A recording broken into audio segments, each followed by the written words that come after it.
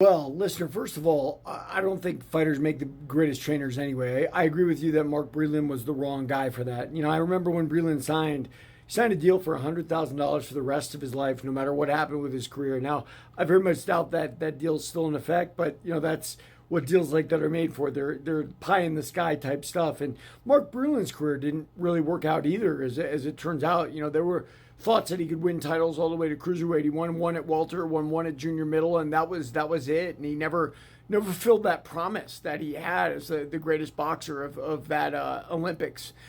Jerry Cooney is another one of unfulfilled promise, and Jerry Cooney complained a lot like you're complaining right now about Deontay. Jerry Cooney said, look, they matched me with the wrong people. They should have given me someone really hard. I fought a bunch of bums and blah, blah, blah, blah, blah. Now, let me tell you, it took me a really long time in the fight game to understand not only what Cooney was saying, but why I believe it to be wrong. You bring out the best in fighters. It's the manager's job. It's the trainer's job. It's the promoter's job, right?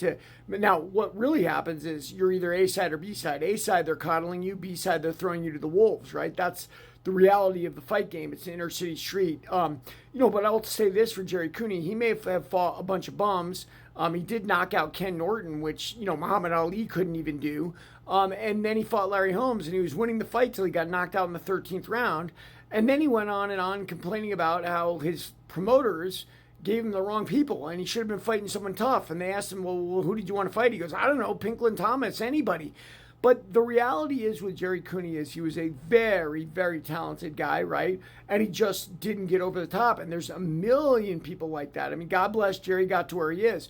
There is something, guys, to the effect of feeding your fighter easy marks. It actually helps them. Mike Tyson's first 18 fights until I think the 19th was James Quick Tillis, who almost outboxed him. They built his confidence. They not only built Mike's confidence, they made the whole world scared of Mike, right? Like, that was the purpose. And Jerry Cooney's first whatever amount of fights, including the knockout of Ken Norton, did that for him. So now, later, he's complaining like, well, they didn't develop me right. Well, I don't know about that. What I know is Jerry Cooney had a fight, a 15-round title fight for the World Heavyweight Championship, and he almost won. So, and now you're complaining about your manager and your promoter and whatnot. Guys, Julio Cesar Chavez Jr. is my favorite example of this. They gave him light touch, light touch, light touch.